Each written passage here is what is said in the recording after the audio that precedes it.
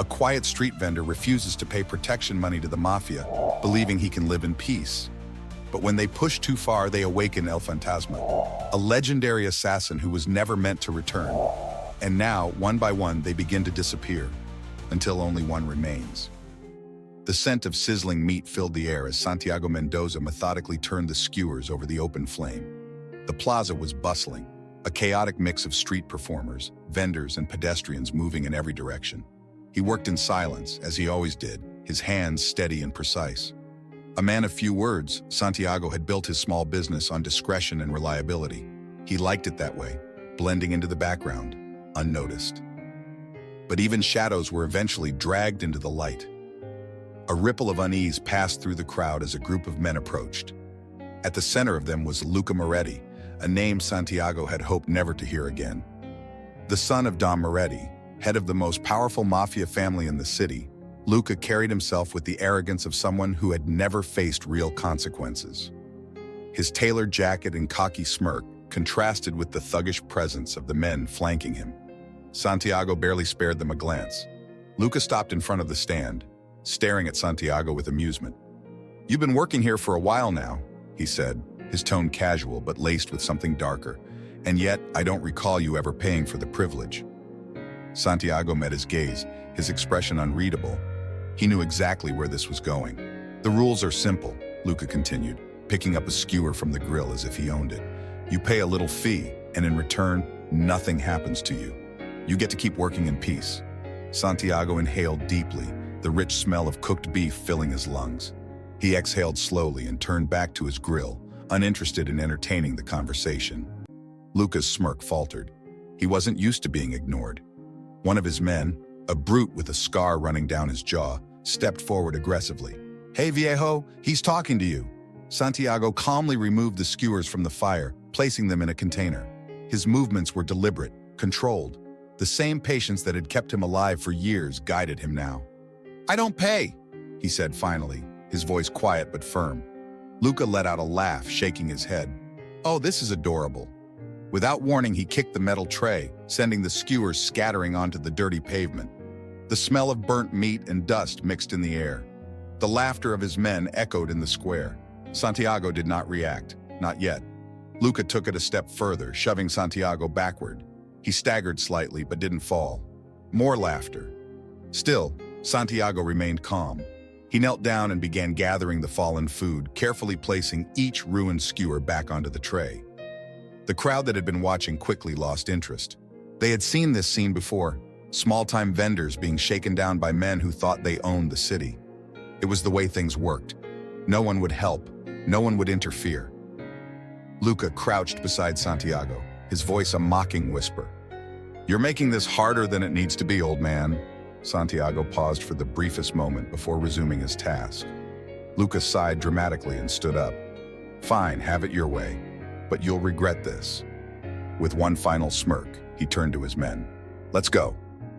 The group walked away, their laughter fading into the noise of the plaza. Santiago remained kneeling for a long moment, his fingers tightening around one of the broken skewers.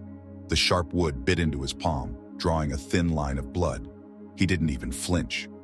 Rising to his feet, he gathered what was left of his cart, his expression unchanged. He did not yell, did not fight back, did not show any sign of defiance. But deep inside, something stirred. For now, he remained still.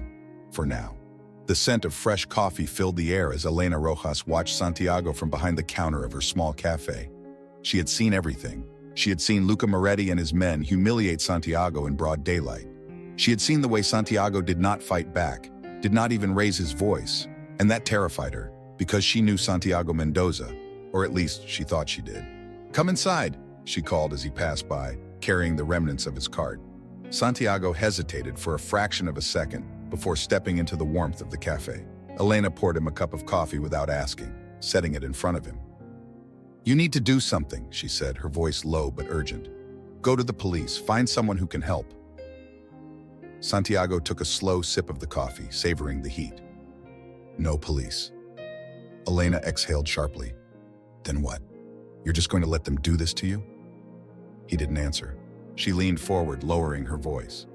"Santiago, I've seen people like them before. You don't just ignore them and hope they go away. If you don't stand up for yourself, they'll keep coming. Santiago set the cup down gently. His fingers traced the rim, lost in thought. I don't want trouble, Elena scoffed. Trouble already found you. He didn't argue. Instead, he drained the rest of his coffee in one long sip, nodded his thanks, and left. She watched him disappear down the street, her stomach twisted with unease. Something was wrong, something about the way he hadn't fought back, something about the way he had been too calm. That night, Luca returned. This time, he wasn't alone. Carlos El Gordo Herrera, a towering brute with a history of breaking bones for fun, stood at his side. They moved like they owned the plaza, shoving aside chairs and knocking over displays as they approached Santiago's cart. Santiago, as always, remained quiet.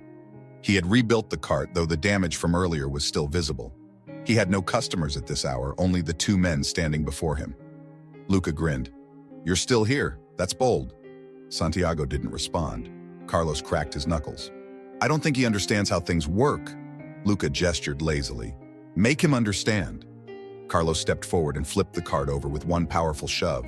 The crash echoed through the emptying plaza, skewers and ingredients scattering across the pavement. The grill tumbled, sending hot coals rolling across the ground. A piece of raw meat landed in the gutter, soaking in the filth. Santiago stood still. Carlos smiled, enjoying the destruction. Next time, it's not the cart we break. Luca crouched in front of Santiago, staring up at him like he was a puzzle he couldn't quite solve. You think this is a game? That we're just messing with you? He tilted his head. You're going to pay, viejo, one way or another. Santiago still didn't move. Luca clicked his tongue in mock disappointment. I like you, Mendoza. You've got guts. He gave a lazy shrug. Let's see how long that lasts. Carlos chuckled darkly as he stepped back, and together they walked away. The plaza was silent once they left. Santiago stood over the wreckage of his cart, his expression unreadable. For a long time, he didn't move. Then, without a word, he knelt and began picking up the scattered remains of his livelihood. But this time, something had changed. Inside him, something that had been buried for a long time began to awaken. Santiago Mendoza sat in the dim light of his small apartment, the scent of coffee and old wood filling the space. His fingers traced the rough edges of a wooden box that sat on the table before him, an object untouched for years. Outside, the city pulsed with life. The distant hum of traffic, the occasional burst of laughter from the streets below, but inside there was only silence. He opened the box.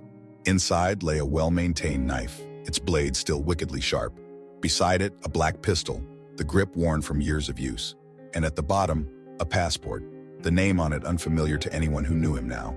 Hector Valdez, a name that belonged to a man who no longer existed. But the world had once known him by another name, one whispered in the darkest corners of the underworld. El Fantasma. Santiago exhaled slowly, closing his eyes. The memories came unbidden, a past soaked in blood and whispered contracts and silent kills. A life he had left behind long ago, believing, foolishly, that he could ever truly escape it. But the past never truly lets go. His fingers tightened around the knife's handle. He had wanted peace, had built a new life, a quiet life. And yet, Luca Moretti and his men had reminded him of a truth he had long tried to forget. There is no peace for men like him. A sharp knock on the door pulled him from his thoughts. Santiago didn't move at first. His instincts flared. No one visited him unannounced. Then a voice. Santiago. Elena. Santiago set the knife down and crossed the room. When he opened the door, Elena Rojas stood there, eyes red from crying. For the first time in years, a cold chill ran through him. They came to my cafe, she whispered, her voice tight with fear. They destroyed everything. Santiago's hands curled into fists. Luca. They left a message, she continued, her voice shaking. They said it was because of you. Santiago's jaw tightened. He had tried to ignore them. He had tried to stay in the shadows. But now, they had made it personal. He looked past Elena into the darkness beyond. The city still pulsed with life, unaware of the war that had just begun. Santiago Mendoza had tried to leave his old self behind, but El Fantasma was awake once more. The city never truly slept. Even in the dead of night, shadows moved through the streets, some seeking shelter, others seeking prey. Santiago Mendoza was neither. He moved with purpose, his steps silent as he slipped between alleyways and dimly lit streets. The weight of the pistol inside his jacket was familiar, like an old friend reunited after years apart. Elena's cafe had been a wreck when he saw it. Shattered windows, overturned tables, coffee beans scattered across the floor like bloodstains. Luca had made his message clear. Now, Santiago would send one of his own. He had a target, a man named Miguel Lopez, one of Luca's low-level enforcers. Loud, careless, the kind of man who thought he was untouchable. Santiago had followed him for hours, waiting for the right moment. And now, as Miguel stumbled out of a bar, slightly drunk and unaware of the danger lurking nearby, the moment had arrived. Santiago followed at a distance, silent as a shadow. Miguel turned down a side street, heading toward a row of parked cars. He fumbled with his keys, cursing under his breath. The moment he unlocked the door, Santiago struck. A quick movement, a firm grip. Miguel barely had time to react before Santiago slammed him against the side of the car, pinning him with an iron grip. A cold whisper brushed against Miguel's ear. "Make a sound, and you die." The drunken haze evaporated instantly. Miguel froze, his body trembling against the cold metal of the car door. Santiago tightened his hold. "Luca, where does he meet with his men?" Miguel swallowed hard. I don't..." Santiago pressed a knife against his ribs. "Think carefully." Miguel's breathing was ragged. His pulse pounded beneath Santiago's grip. "To the warehouse, on Calle Roja. They meet there to move shipments. Luca and his guys, they check in at night." Santiago processed the information quickly. He needed more. "Who else is usually there?" "Carlos, El Gordo," Miguel stammered. "A few others, but it's mostly Luca's crew. A sharp hit to the back of the head sent Miguel collapsing onto the pavement, unconscious. He wouldn't remember much. Santiago stared down at him for a brief moment before fading back into the night. He had what he needed. The next morning, the rumors spread through the Moretti crew. Miguel Lopez had been found unconscious in an alley, babbling nonsense about a ghost in the dark. Someone had taken him down without making a sound. Fear began to creep into the ranks. And yet, Luca Moretti laughed. "A ghost?" He leaned back in his chair, smirking. "Please. The old man got lucky, that's all." Carlos El Gordo Herrera wasn't so sure. "Maybe, but this feels different." Luca scoffed. "Different how?" Carlos hesitated. "He didn't react when we hit him, didn't fight back. Now suddenly one of our guys gets jumped in the dark?" He shook his head. "I don't believe in ghosts, but I do believe in men who know how to kill." Luca waved him off. "If he's got a problem, we'll handle it." Carlos grunted but said nothing. Meanwhile, in the shadows of the city, Santiago Mendoza prepared for the next step. Luca Moretti had no idea that the game had already begun. Luca Moretti leaned back in his leather chair, the glow of a cigar flickering in the dim light of the private club. Around him, laughter and conversation filled the space, but he wasn't paying attention. The rumor had spread quickly. Miguel Lopez had been found unconscious, terrified, mumbling about shadows and whispers in the dark. Luca smirked. "A ghost," he muttered, shaking his head. "That's what they're calling him?" Carlos El Gordo Herrera sat across from him, arms crossed. His usual arrogance had been replaced with something rare, unease. "I don't like this," he admitted. "First Miguel, now 2 more of our guys didn't show up this morning. Something's wrong." Luca rolled his eyes. "They probably got too drunk and passed out somewhere. You're acting like we're being hunted." Carlos exhaled sharply. "Maybe we are," Luca scoffed. "By who? That old vendor? Please. He didn't even flinch when I knocked over his cart. If he had a spine, he would have fought back." He leaned forward. "You're scared of a man who just stood there and took it?" Carlos didn't answer right away. Instead, he pulled out his phone, scrolling through messages. Last night, Emilio and Vargas were stationed near the warehouse on Calle Roja. No calls, no check-ins. They were supposed to meet me an hour ago. Nothing. Luca's smirk faded slightly. He pulled out his own phone and dialed a number. It went straight to voicemail. Frowning, he tried another. Same result. "See," Carlos muttered. "This isn't normal." Luca set his cigar down, annoyance flickering across his face. "Fine, we'll check it out ourselves." The warehouse on Calle Roja sat in eerie silence. The usual guards were missing.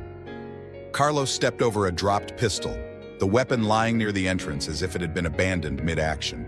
No blood, no signs of struggle. Just nothing. Luca's expression hardened as he stepped inside. 2 chairs were knocked over. A table had been split in half, And then he saw it. A message carved into the wooden surface of the bar. Deep, precise cuts. No hesitation. One by one. Luca's jaw tightened. His heartbeat picked up. Carlos exhaled slowly, rubbing the back of his head. Tell me again how this guy is just some street vendor. For the first time, Luca felt a flicker of doubt. Someone had come here. Someone had taken out 2 of his men without a sound and left this message behind. And that someone was coming for him. In another part of the city, Santiago Mendoza cleaned the blood from his knife. He worked methodically, just as he had in the past. This wasn't revenge. This wasn't anger. This was calculation, precision, control. He had given Luca Moretti a chance to walk away. That chance had passed. Now, he would finish what had begun. The air inside Dom Moretti's study was thick with the scent of old cigars and expensive whiskey. The walls were lined with bookshelves, but the real power in this room wasn't knowledge, it was fear. And tonight, for the first time in years, Luca Moretti felt it. He sat across from his father, his usual arrogance subdued. Dom Moretti, the man who ruled the city's underworld, swirled his drink in slow circles, watching his son with a look of quiet disappointment. So, the old man said, voice gravelly from years of smoking. You lost men, again. Luca clenched his jaw. It's not my fault. Dom raised an eyebrow. No? Then whose fault is it? Luca hesitated. How could he explain that a vendor, a nobody, was single-handedly dismantling his crew? Carlos El Gordo Herrera shifted uncomfortably beside him. He had insisted on coming, convinced this wasn't just a random attack. Dom sighed. Tell me what happened. Luca straightened. Someone is targeting us. First Miguel, then Emilio and Vargas. We found a message carved into a table at the warehouse. One by one, Dom's fingers stopped swirling the glass. Silence stretched between them. Then he spoke a name Luca had never expected to hear. El Fantasma. Luca blinked. What? Dom leaned forward, setting his glass down. His voice dropped lower. There was a man, years ago, an assassin. No one ever saw him, but everyone knew what he could do. His eyes narrowed. They called him El Fantasma because he would come for you in the night, and by morning you were gone. Luca laughed, but it sounded hollow. You're joking, right? You think some ghost from the past is after us? Dom didn't smile. Tell me, Luca, this is nobody you picked a fight with. What's his name? Luca hesitated. Santiago Mendoza. Dom's fingers tightened around the glass. Carlos cursed under his breath. Dom exhaled slowly and shook his head. Idiota. Luca's stomach tightened. This isn't a nobody, Dom said, his voice quieter now. This is a man who should have been left alone. Luca clenched his fists. I don't care who he was. He's nothing now. Dom gave him a long, unreadable look. Then he chuckled, but there was no humor in it. You remind me of your uncle, Dom murmured. He thought the same thing about El Fantasma. He took a sip of whiskey, swallowed slowly. They never found his body. Luca's smirk vanished. The room felt smaller, colder. Carlos spoke up, his voice uncertain. What do we do? Dom leaned back, studying his son. Then he smiled, a slow, dangerous smile. We make sure he doesn't leave this city alive. Elsewhere, Santiago Mendoza sat across from Elena Rojas in her now-destroyed cafe. The broken furniture, the shattered glass, the fear in her eyes. She looked at him for a long time before whispering, It's you, isn't it? Santiago didn't answer. He didn't have to. El Fantasma had returned. The night air was thick with the distant hum of the city. Santiago Mendoza stood on the rooftop of an abandoned building, watching the streets below with an unsettling calm. The darkness felt familiar, like an old companion he had once left behind, but could never truly escape. He had never wanted this. He had tried to build a quiet life, to let the past die. But Luca Moretti and his men had made a mistake. They had come after Elena, and for that, they would pay. Luca paced inside the club's private lounge, anger simmering beneath the surface. The weight of his father's warning still hung over him, but he refused to be intimidated. He's just one man, Luca snapped, slamming his glass onto the table. I don't care what stories they tell. He bleeds like everyone else. Carlos El Gordo Herrera, arms crossed, remained silent. His instincts screamed that this wasn't a fight they could afford to take lightly. But Luca was too stubborn to listen. I want him dead, Luca continued. Tonight. Carlos sighed. And how do you plan on doing that? Luca's eyes gleamed with something dangerous. We take away his reason to fight. Carlos frowned. What do you mean? A slow smirk spread across Luca's face. We take Elena. Carlos hesitated. Even for men like them, kidnapping a civilian was dangerous. Are you sure about this? Carlos asked carefully. If we do this, there's no turning back. Luca's expression hardened. He started this. We're just ending it. Elena Rojas was closing up what remained of her cafe when she heard it. The soft crunch of footsteps behind her. She turned just as two men stepped out of the shadows. Panic surged through her chest. She spun to run, but one of them was faster, gripping her arm in a vice-like hold. Elena Rojas? The man's voice was almost polite, but the cold look in his eyes told her everything. She struggled, but the second man pressed a gun to her ribs. Luca Moretti sends his regards. Santiago felt it before he heard the knock on his door, a creeping unease, a shift in the air. Then, 3 loud bangs. He opened the door slowly. A small package sat on the ground. Inside, a burner phone. It rang. He answered. Luca's voice came through, smug and relaxed. Still think you're untouchable, old man? Santiago's fingers tightened around the phone. Where is she? Luca laughed. Now you care? Santiago's jaw clenched. This was the last mistake Luca would ever make. I want you to listen closely, viejo. Luca's tone turned sharp. You're going to come to me alone, no tricks, no games. If you don't... He let the silence stretch before finishing. We break her, slowly. Santiago inhaled deeply, controlled, steady. He exhaled, set the phone down, and turned toward the old wooden box on his table. He had hoped to avoid this, but now there was no other choice. He reached inside, fingers brushing over the familiar cold steel. Then he pulled out his knife and his gun. Luca thought he had turned the tables. He was wrong. The hunt had just reversed. The warehouse on Calle Roja was a fortress. Thick metal doors, armed guards at every entrance. The kind of place built to keep people in just as much as to keep others out. Inside, Elena Rojas sat tied to a chair, her wrists raw from the tight rope digging into her skin. She refused to cry. She wouldn't give Luca Moretti that satisfaction. Luca stood a few feet away, watching her with a smug grin, twirling a knife between his fingers. You're tougher than I expected, he mused. Most people beg by now. Elena glared at him. Go to hell, Luca chuckled. I've been there. Turns out I like it. He leaned in closer, lowering his voice. Let's see how long you hold up when he doesn't show. She didn't reply, because she knew Santiago would come. Outside, Santiago Mendoza moved through the darkness like a phantom. He had been here before. Different city, different enemies, same outcome. From the rooftop across the street, he studied the guards. 4 at the entrance, 2 on the loading dock, another pair patrolling the perimeter. They thought numbers made them safe. They had no idea what was coming. Santiago dropped down into the alley, landing in a crouch. His movements were surgical, calculated. In his hands, a silenced pistol. Not his first choice, but tonight wasn't about making noise. It was about sending a message. The first guard never saw it coming. A flash of silver, a quiet gurgle, and he was gone. The second barely had time to react before Santiago's knife slid between his ribs, silencing him before he could alert the others. 2 down, 6 to go. Inside the warehouse, Carlos El Gordo Herrera checked his watch.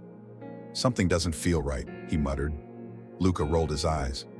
Relax, he'll come. Old men always let their emotions get the best of them. Carlos wasn't convinced. That's the problem. What if he's already here? Luca's smirk faltered. Then, a gunshot. Sharp, suppressed, close. Carlos turned toward the entrance just as the first guard's body hit the floor. Then the second. Panic spread through the room like wildfire. He's here, someone shouted. Luca's face twisted with rage. Kill him! Santiago moved like a shadow cutting through the light. 3 shots, 3 bodies. He didn't stop, didn't slow down. Carlos El Gordo came at him first, pulling a pistol from his waistband. Too slow. Santiago's knife slashed across his forearm, sending the gun clattering to the ground. Carlos roared in pain, swinging wildly. A mistake. Santiago sidestepped effortlessly and drove the knife into his side. Carlos collapsed, bleeding, breathing, but out of the fight. Luca was already running. Santiago didn't chase him. Not yet. First, Elena. She stared at him as he approached, her eyes widening. You actually came. Santiago cut her restraints with a single flick of his knife. Are you hurt? She shook her head. No, but we need to go. Santiago glanced at the bodies around them. Not yet. He turned toward the exit, toward the one thing that still needed to be finished. Luca Moretti wouldn't leave this place alive. Luca Moretti ran. Blood pounded in his ears as he stumbled through the dark corridors of the warehouse, his breath ragged, his hands trembling. This wasn't supposed to happen. He was supposed to be in control. Santiago Mendoza had been a nobody, a street vendor, an easy target. But now Luca was the prey. Santiago moved with calm precision through the warehouse, his steps silent, his heartbeat steady. He had no anger, no hesitation, only the cold certainty of a man who had done this before. He had given Luca a chance. That chance was gone. Luca burst through the back door and into the open air, gasping. The dock stretched ahead, his last chance to escape. He grabbed his phone with shaking fingers, no signal. Panic twisted in his gut. He turned. Santiago was already there, standing just feet away, silent, unstoppable. Luca raised his gun. Too slow, a single shot. Santiago's bullet tore through Luca's knee. He collapsed, screaming. His pistol clattered onto the concrete, useless. Santiago approached, his footsteps unhurried. Deliberate. Luca writhed, trying to drag himself backward. Please, he gasped. We can make a deal. Santiago stopped, his head tilted slightly. A deal? How many people had begged Luca for a deal before he killed them? He crouched beside him, pressing the barrel of his pistol to Luca's forehead. Luca's breathing turned to shallow gasps. Terror filled his eyes. This is business, Santiago murmured. Luca's own words. The younger Moretti sobbed. I was just following orders. Santiago's expression didn't change. Neither did his aim. Don Moretti sat in his study, sipping whiskey when his phone buzzed. He glanced at the screen. A message, a single photo. He clicked on it. Luca's body lay sprawled on the docks, blood pooling beneath him, and carved into the concrete beside him, El Fantasma's mark. Don Moretti set his glass down with a slow, controlled breath. Then, for the first time in decades, he felt fear. Santiago and Elena disappeared into the night, leaving behind the ruins of the Moretti Empire. For the city, peace would come. But Santiago knew better. For men like him, peace never lasted. Somewhere in the shadows, another enemy was already waiting. The city woke to the news of Luca Moretti's death. It spread through the streets like wildfire. Whispers in cafes, headlines in newspapers, rumors traded in dark corners. The son of Don Moretti, the heir to the empire, executed and left bleeding on the docks.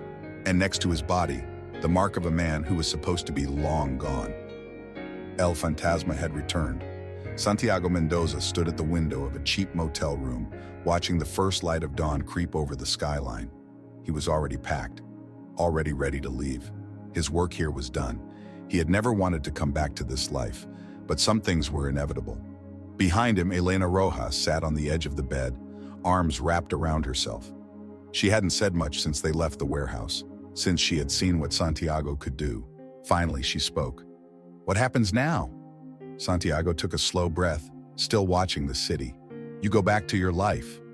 Elena scoffed softly. You really think I can just go back? Like nothing happened? He turned to face her, the woman who had tried to warn him, the woman who had believed in him, even when he refused to fight. She had seen everything, and she was still here. You should, he said simply. They won't come after you. She narrowed her eyes.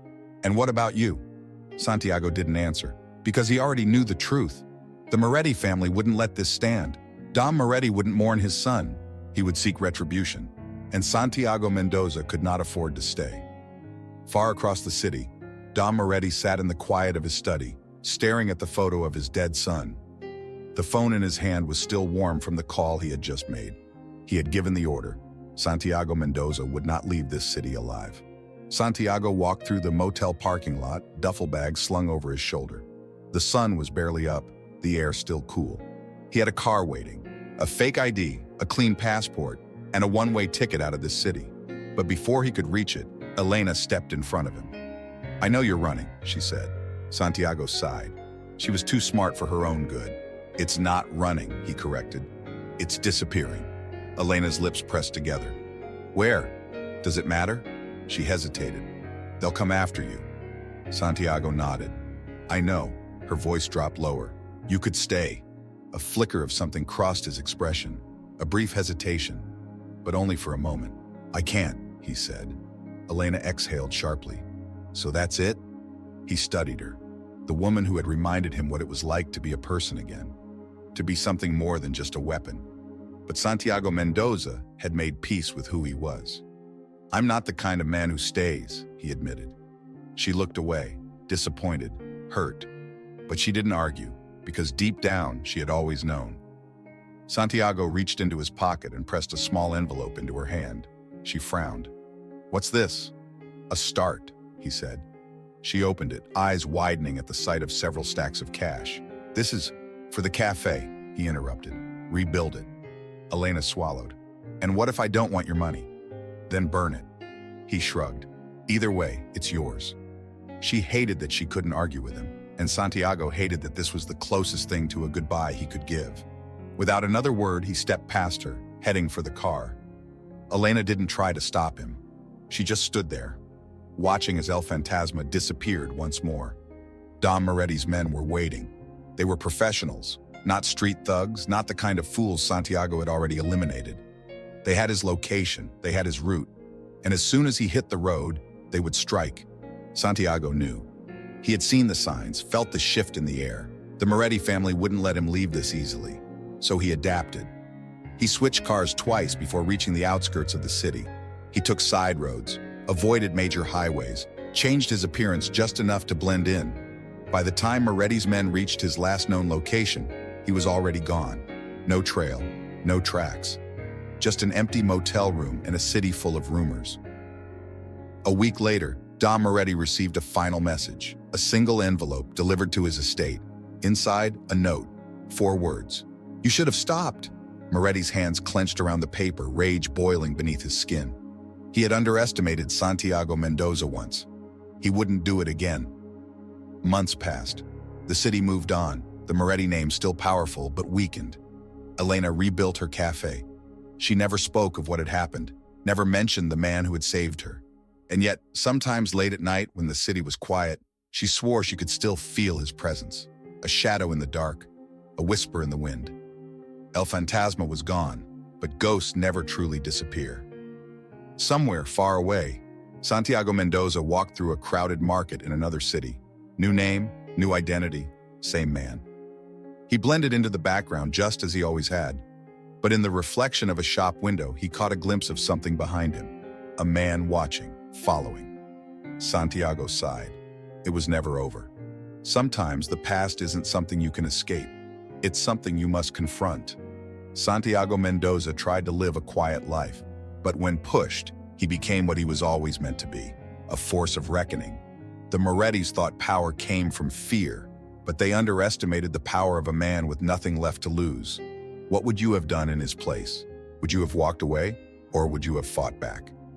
Click the video on the screen to continue your journey of self-discovery and explore more stories that challenge the way we see the world. And don't forget to subscribe, because sometimes the most unexpected lessons come from the darkest places. See you in the next